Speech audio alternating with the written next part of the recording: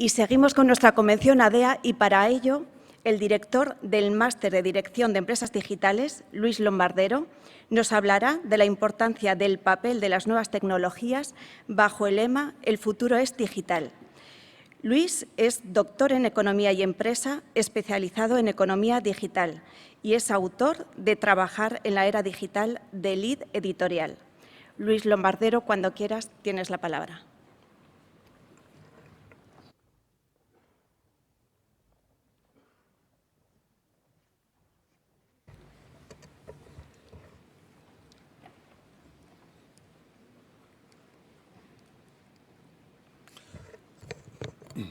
Buenas tardes.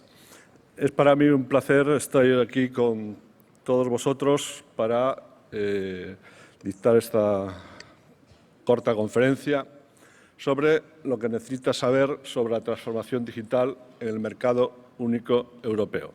Pero antes de iniciar, quiero dar las gracias a ADEA por invitarme a estar con vosotros hoy en esta sexta convención. Bien, realmente yo he venido hoy aquí a vender mi libro. Les recomiendo que lo compren, está afuera expuesto cuando termine. Es un buen libro, eso me dicen por ahí. Yo no lo he leído, pero dicen que está bastante bien los que lo han leído, ¿no?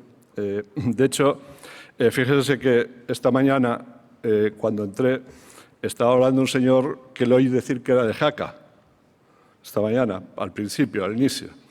Creo que se llamaba César o algo así.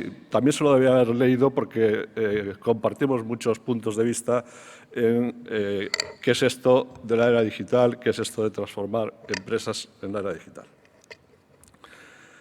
Bien, mire, yo voy a procurar hablarles a todos ustedes o a vosotros que sois empresarios y directivos fundamentalmente creo que de empresas tradicionales. No veo por aquí el fundador de Google, ni al de Facebook, ¿verdad? Ni a ninguno de estos. Entonces, voy a intentar que lo que haga esta tarde les sea de utilidad o sea de utilidad para vosotros. Vosotros que tenéis la responsabilidad de mantener más del 90% del Producto Interior Bruto de Aragón y más del 90% del empleo. Y quiero dirigiros a vosotros con el mensaje de que la transformación digital es una gran oportunidad para las empresas, también para las empresas tradicionales, y vamos a ver por qué y cómo. Voy a iniciar esta explicación hablándoos someramente de las tecnologías emergentes, es decir, aquellas tecnologías que nos van a permitir innovar en productos y servicios para los clientes del área digital. Esto nos va a llevar inevitablemente también a tener que cambiar los modelos de negocio. Nos va a llevar también a tener que trabajar en ecosistemas digitales, a cambiar la organización del trabajo y también a cambiar las competencias.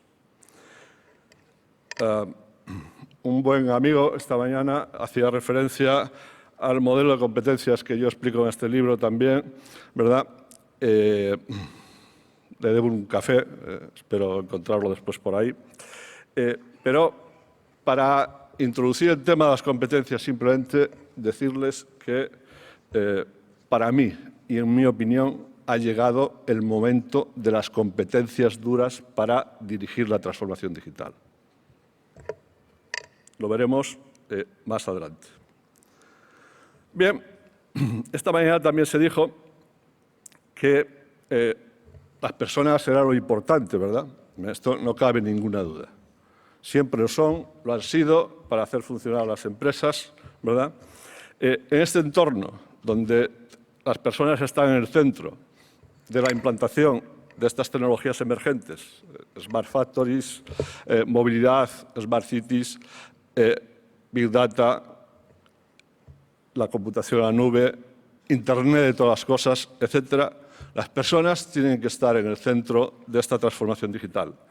Pero, ojo, las personas, en este caso, tienen que ser personas que entiendan qué utilidad tienen estas tecnologías para transformar las empresas.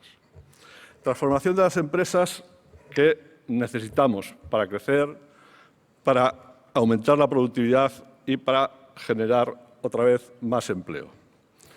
Y bien, esta mañana también muchos de los ponentes se han referido a que somos un país cojonudo, los más grandes del mundo casi, ¿verdad? Y a que tenemos muchos talentos, etcétera, etcétera. Yo comparto esta opinión optimista, debemos tenerla, sobre todo en estos momentos que hemos pasado tan tristes a nivel económico y a nivel de país, hace falta este optimismo. Pero también hace falta un cierto realismo. Y la realidad es que no solo España, sino Europa tiene un problema muy serio. El mundo está cambiando y está girando hacia Asia-Pacífico. Europa es un continente viejo, con muchas personas mayores, entre las que me incluyo, con pocos jóvenes y con jóvenes con competencias que no sirven todavía para transformar las empresas digitales. Ante esto, creo que tenemos una buena decisión, que es que la Unión Europea ha aprobado en este año la puesta en marcha del mercado único digital europeo. En principio, los documentos iniciales son muy interesantes, pero tenemos que hacer que esto aterrice, esto debe pasar por el Parlamento, deben aprobarlo los países, etcétera. Necesitamos una apuesta como continente sobre la economía digital y necesitamos que los países nos sintamos cada vez más Europa, porque en este mundo tan global, en este mundo donde tenemos serias dificultades, si no vamos avanzando en este campo, vamos a tener más problemas de los que tenemos todavía. Bien, permítanme hacerles una pequeña introducción de lo que entiendo por la economía digital y por qué entiendo que es fundamental y posible la transformación digital de las empresas tradicionales. Miren, en el iceberg que tienen ahora en pantalla hay una parte que está a flote, ¿verdad? Una parte que está a flote, que es lo que hemos denominado hasta ahora la economía de la información, la economía del conocimiento, etcétera. Esta economía o esta parte de la economía que ha vivido en paralelo con la economía tradicional ha hecho crecer la productividad, ha hecho crecer el Producto Interior Bruto, el empleo, etcétera. Y esto ha sido así en las primeras fases, donde lo que se ha hecho es introducir pues la informática en las empresas, los ordenadores en todos los puestos de trabajo, las primeras fases de Internet, etcétera. En estos momentos se calcula que la economía de la información llegó a aportar el 2,4% del Producto Interior Bruto en la media de los países que han hecho esta incorporación hacia esta introducción de la economía de la información. Esta economía de la información se ha basado fundamentalmente en tres actividades. La primera, los contenidos digitales. Es decir, el primer paso ha sido pasar cosas que teníamos en físico, libros, películas, cine, periódicos, ahora estábamos oyendo hablar de los medios de comunicación, ¿verdad?, ponerlos en digital y hacer que estos se pudieran distribuir a través de Internet. Este ha sido el gran proceso de la economía de la información. Ha sido un proceso que no ha sido útil del todo a nuestros países. No ha sido útil del todo porque es un proceso donde se condicionó los modelos de negocio a que fueran útiles para el modelo de la publicidad de Google, las redes sociales, etcétera. Es decir, se hizo ver que todos los contenidos digitales parecía que tenían que ser gratuitos y esto perjudicó enormemente a todos los sectores afectados inicialmente. En estos momentos todavía hay muchos de estos sectores que están buscando un modelo de negocio viable. Bien, me falta por comentar el tercer grupo de estas actividades, el comercio electrónico. Y es muy importante el tema del comercio electrónico porque fíjense que aquí el modelo ya no es pasamos todo lo físico a digital y lo distribuimos a través de Internet, sino que el modelo es Internet también sirve para distribuir cosas físicas, para vender cosas físicas y abrirnos nuevos mercados. Pues bien, esta concepción de que ya no es necesario distinguir tanto entre lo físico y lo virtual, entre lo físico y lo digital, ¿verdad? Este modelo es el que explica que sea posible y que debamos avanzar en la transformación digital de las empresas tradicionales. Como empresas tradicionales, que es la forma de denominar las actividades que desempeñamos la mayoría de nosotros en nuestro país, aquí en Aragón, en otros sitios, ¿verdad? Son la banca y los seguros, el automóvil, ¿verdad?, con una presencia muy importante en esta comunidad autónoma, el transporte, la logística, la fabricación en general, el sector de la energía, las infraestructuras, etcétera. Todos estos sectores son susceptibles, todas estas empresas son susceptibles de transformarse digitalmente. Voy a avanzar en este tema para tratar de llegar a que entiendan cómo se puede hacer esta transformación digital en todas las empresas.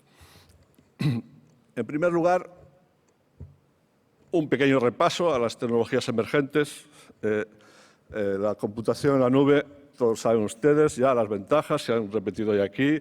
No necesitamos comprar ya nuestros servidores, no necesitamos comprar siquiera el software, podemos pagar por uso de todo esto, etcétera, ¿verdad? El tema de la movilidad.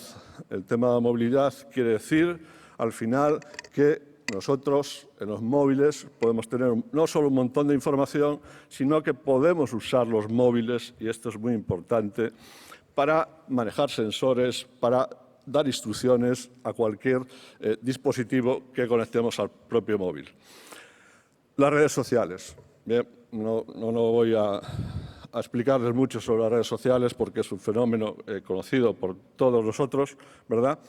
Y tampoco es el motivo de pararme mucho más en ellos. Son una herramienta de marketing muy interesante, pero en algunos casos hemos llegado a la obsesión, ¿verdad?, por las redes sociales en algunas empresas en las que realmente no tiene mucho sentido. Después de una conferencia como esta, similar en Madrid, en la sede de la Unión Europea, un señor del público me preguntó: oiga, ¿mi empresa tiene que estar en Facebook? Digo, pues depende de su empresa. ¿Qué hace usted? ¿A qué se dedica? Dice, mire, yo hago una parte de los frenos que se incorporan a las ruedas del AVE y no sé qué más, etcétera. Pero estuvo aquí una consultora, me dijo que tendría que estar en las redes sociales y que mejor empezamos por Facebook. Bueno, sin comentarios, ¿verdad? Por lo tanto, tenemos ya un repaso a 3 de estas tecnologías que están presentes entre nosotros desde en esta década, ¿verdad?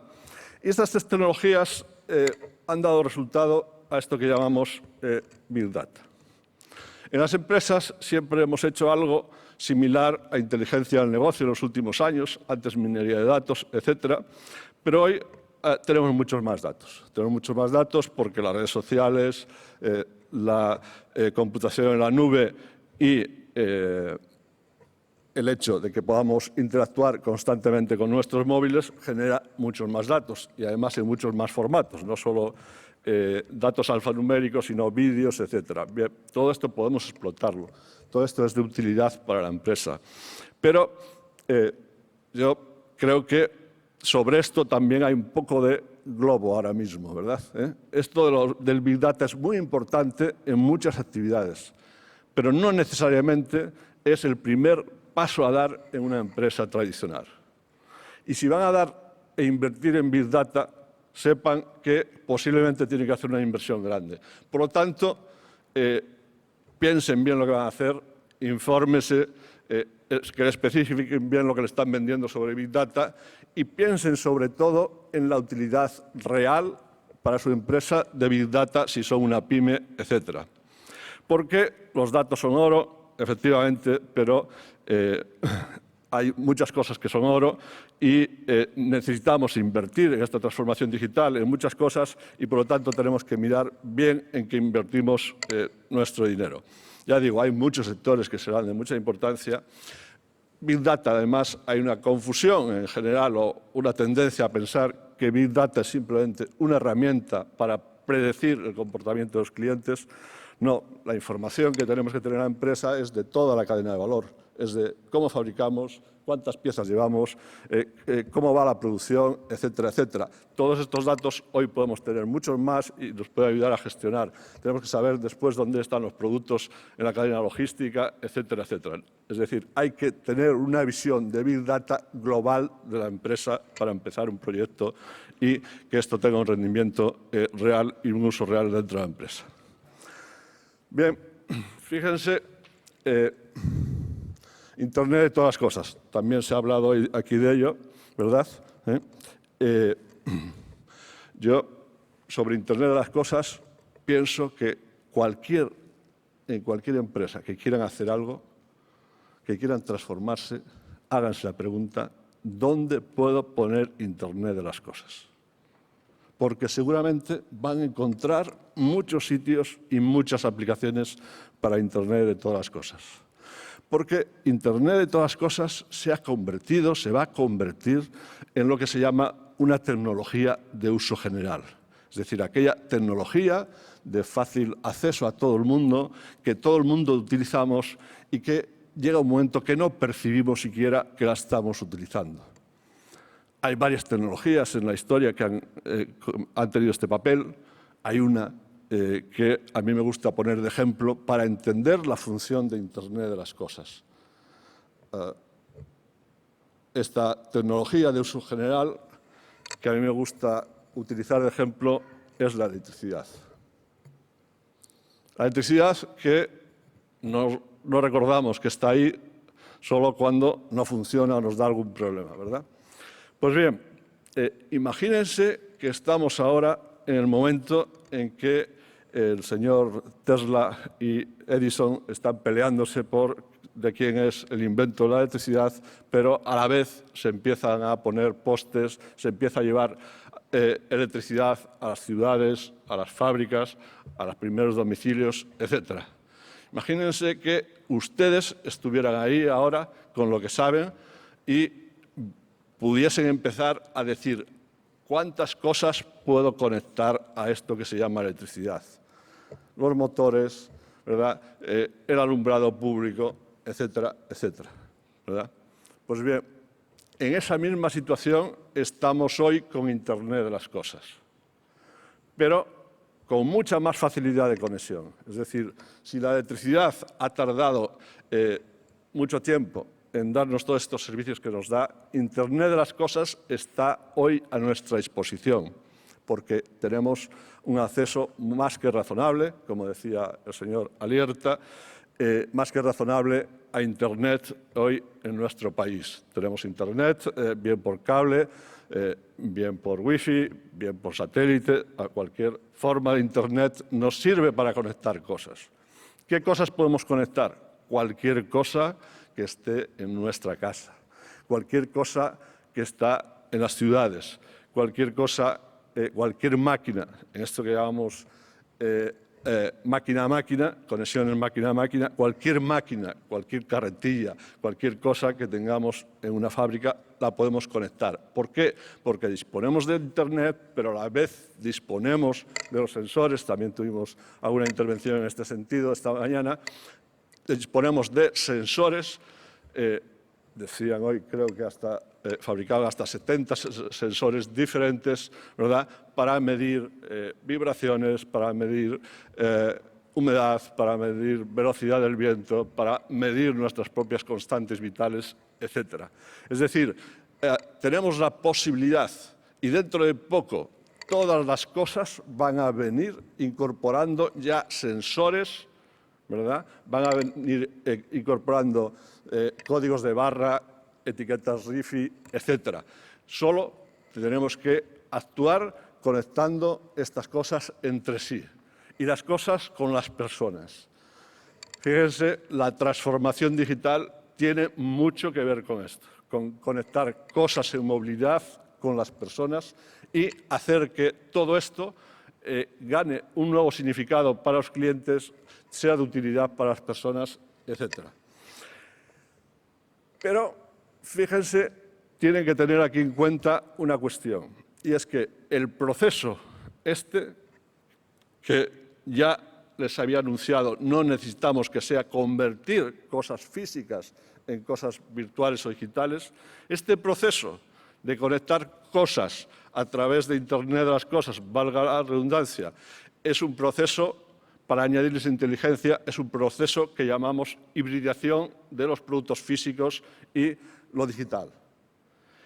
En la mayoría de los casos, las empresas tradicionales tendrán que llevar a cabo procesos de hibridación, es decir, usar y seguir produciendo cosas físicas como las que producen ahora, pero darle inteligencia a través de su conexión, etc. Vamos a ver Internet de las cosas en la logística, por ejemplo, ¿verdad? En la cadena de distribución logística. Tenemos Internet de las cosas en el sector del automóvil. Tenemos el automóvil conectado. Voy a aprovechar aquí para hacer también una reflexión. ¿La transformación digital es algo que podamos elegir? ¿Es algo que podamos dejar pasar? Mire, les voy a poner el ejemplo del automóvil conectado. En 2014 empezamos a ver que cambiaban los anuncios en la televisión de los coches, que ya no era vendernos las emociones que producían los coches, lo de me gusta conducir del BMW, etcétera, sino que volvíamos a un tiempo que habíamos olvidado en la venta de los coches. Y es que volvían a hablar de tecnología. Es decir, llevaban la posibilidad de aparcar los coches, llevaban la posibilidad de que pudiésemos controlar la velocidad, la distancia con el que va delante, con el que va detrás, llamar al 112 si el coche si nos caíamos ¿verdad? Con el coche, etcétera, etcétera, ¿no? Todo esto ha sido posible gracias a un montón de sensores, etcétera. Pero fíjense, la reflexión anterior. ¿Tenían opción las marcas de no transformarse digitalmente? Sí, algunas sí. Por ejemplo, Dacia no se ha transformado digitalmente porque su público no es especialmente interesado por la tecnología. Es un público mayor, busca un coche para uso muy familiar, etcétera. Pero la mayoría de la gente que compra los coches, que son ese sector, ese segmento que está entre los 18 y los 50 y algo años, la mayoría, el 67%, según las cifras de ANFAC, la patronal de fabricación de automóvil y camiones, contestaban que el criterio para elegir un coche era la consola, es decir, qué tecnología llevaba el coche en la consola, ¿verdad? En lo que se ha venido a denominar la tercera pantalla. Bien, pues hemos visto como en algún caso había marcas que vendían los coches con el 40-50% de descuento porque esos modelos que tenían ya fabricados no llevaban tecnología y la única manera de venderlos era aplicarles un descuento tremendo. Los clientes han obligado al sector del automóvil a hacer avanzar más a prisa de lo que creo tenían pensado en el tema del automóvil conectado. Bien,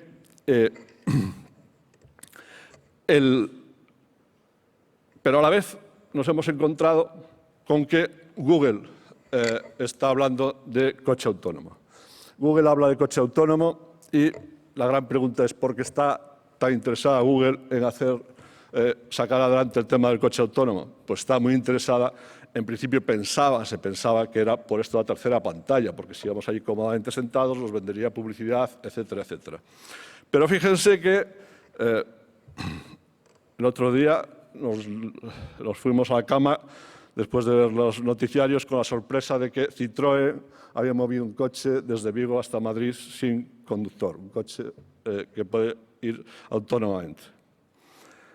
Porque el sector del automóvil, todavía peleándose por conectar los coches, etcétera, tiene que dar el salto al coche autónomo.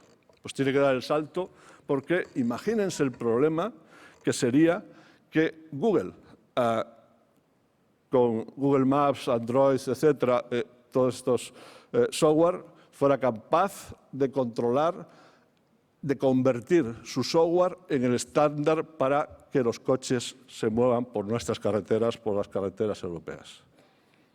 ¿Saben qué significaría esto? La pérdida de la relación con el cliente por parte de los fabricantes. Es decir, Google podría estar ofreciendo a las personas que vamos en un coche, a través de esa pantalla y con toda la información que tendría sobre el automóvil, pues las reparaciones, el mantenimiento, la gasolina, etcétera, en cualquier sitio, indicando dónde está más barato, etcétera, y que no necesariamente sería el lugar donde no serían los talleres de los fabricantes. Fíjense, con esta reflexión yo les quería transmitir una cuestión, volver a incidir en el tema de necesitamos entender qué es nuestra competencia también en el sector digital. Necesitamos entender que tenemos que avanzar, de que tenemos que hacernos un hueco en el mercado digital, los europeos, los españoles y los de Zaragoza. Porque si no, vamos a tener problemas muy serios. El sector del automóvil emplea en Europa 22 millones de personas.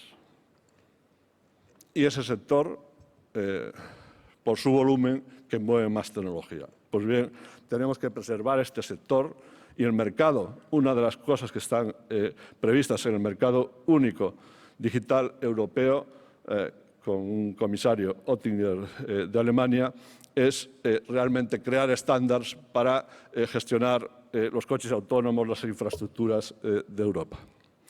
Bien, más oportunidades que tienen ustedes. Ciudades inteligentes. Aquí también va a haber muchos sensores, va a estar Internet de las cosas, va a estar Big Data, ya está, ¿verdad?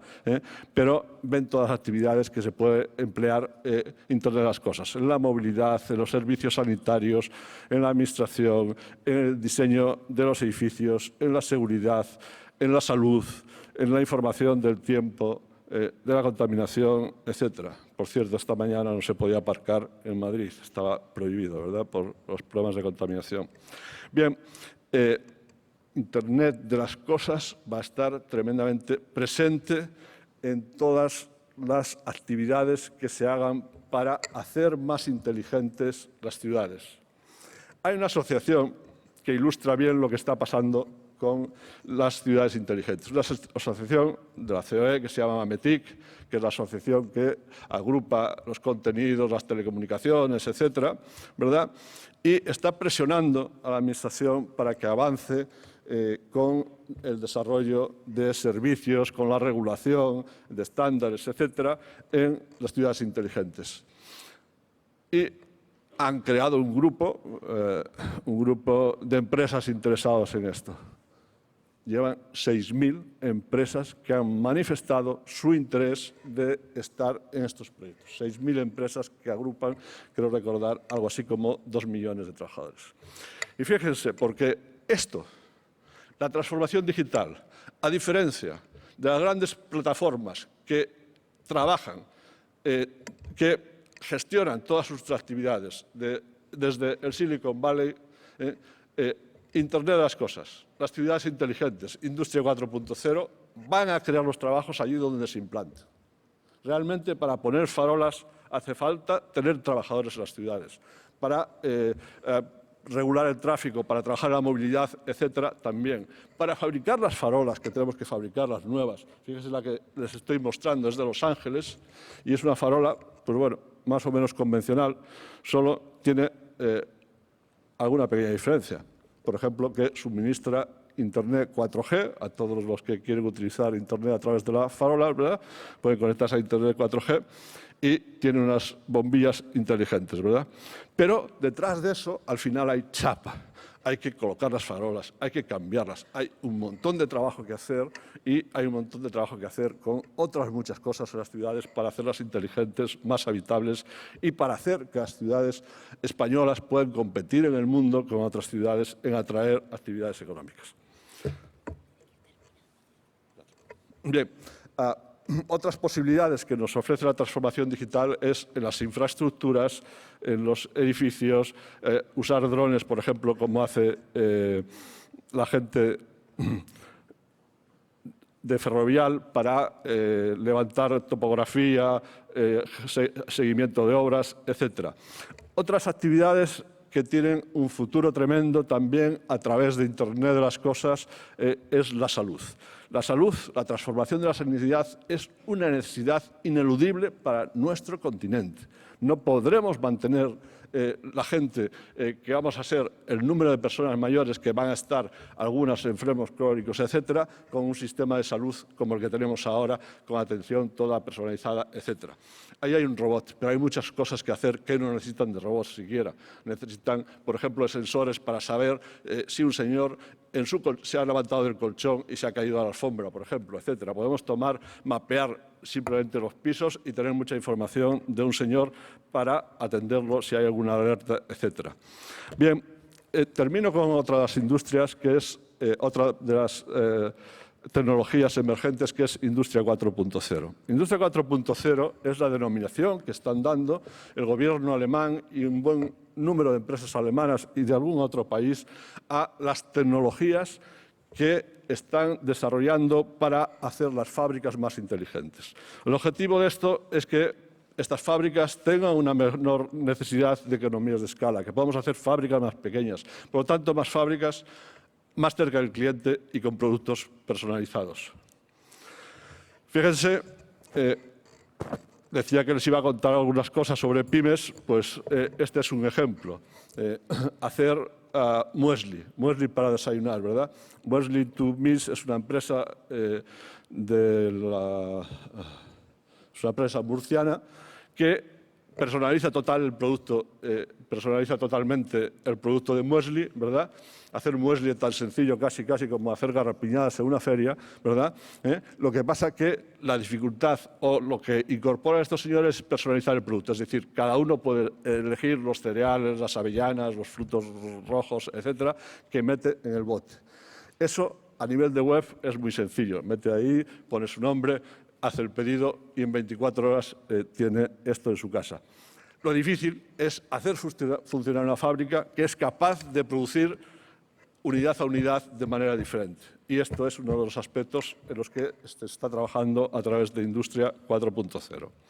Otro ejemplo de esa hibridación que les decía entre lo físico y lo virtual es en la transformación digital, por ejemplo, de muebles. Una fábrica de muebles que lo que hace es añadir códigos para que los documentos que vayan a la estantería los tengamos siempre localizados o hacer posible que tengamos mesas de reuniones, salas de reuniones donde no hace falta enchufes porque las baterías de los móviles, de los ordenadores que llevamos, etcétera, se cargan directamente de la red eléctrica, ¿verdad? Industria 4.0 es una gran necesidad. Fíjense en ello, lean sobre esto, síganlo, porque Industria 4.0 es la gran necesidad que tenemos en Europa y en España. Es decir, tenemos que buscar equilibrar la fabricación con los servicios. La OCDE nos dice que cualquier país que tenga menos del 20% de fabricación es un país que va a tener siempre problemas. Industria 4.0 y Internet de las cosas, en este caso, impresión 3D, un avión que está volando y pidiendo al hangar que le fabriquen piezas para reponer porque lleva una avería y está mandando la información ya para que se fabrique en una impresora 3D. Bien, ¿dónde estamos? Estamos en el inicio del desarrollo de la transformación digital. Estamos en la situación de primeros adoptantes. O avanzamos rápidamente o llegamos a ese 2020 con un 75% de empresas tradicionales o acumularemos un retraso tremendo. Llevamos 2, 3, 4 años de retraso. En la transformación digital no podemos acumular mucho más ya en este tema. Miren, si quieren transformar sus empresas, tienen que dar estos pasos. Pensar en las tecnologías emergentes, ver para qué las pueden usar, entrar en procesos de innovación abierta, diseñar los nuevos modelos de negocio, cambiar la organización y las competencias de las personas, y eso les va a permitir nuevos productos y servicios para los clientes. Y aquí es donde tienen ustedes el futuro, en generar nuevos productos y nuevos servicios para los clientes. Si no saben hacerlo, pidan ayuda, pero que les ayuden para esto, para transformar sus productos y sus servicios.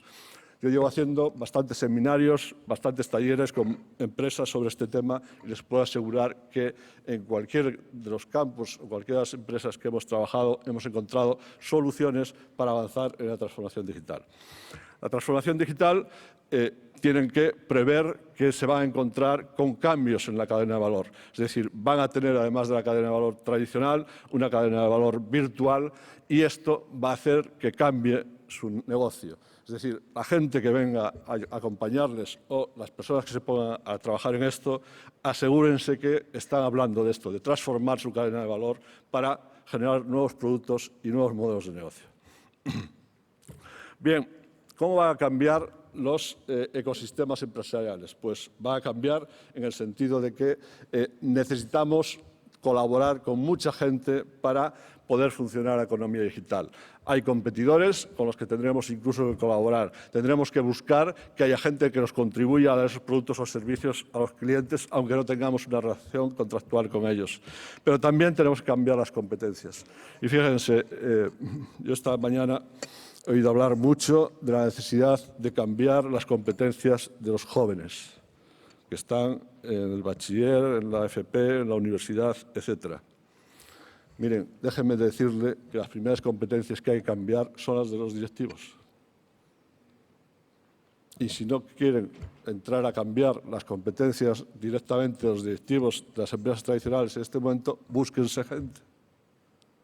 Pero no es posible ir a la transformación digital sin nuevas competencias de los directivos. Sin nuevas competencias que también se ha insistido son competencias duras, competencias STEM, competencias ligadas con la ciencia, la tecnología, la ingeniería, las matemáticas, etc. César Alierta también lo decía, si no sabemos crear nuevos algoritmos, etc., no vamos a poder transformar nuestras empresas. Bien, en el libro que he publicado hay un modelo de 20 competencias que analizan todas las necesidades de competencias que se pueden dar en todas las situaciones. También analizo todas las ocupaciones que son necesarias para la transformación digital y déjenme dar un último consejo y termino, porque me lo han pedido ya hace un rato que terminase, que es búsquense a alguien para dirigir la transformación digital en sus empresas. La persona o el nombre que se le ha dado a esta persona en las empresas de Estados Unidos, también en España, en los medios de comunicación, en otros sitios, en las eléctricas, etcétera, es Chief Digital Officer.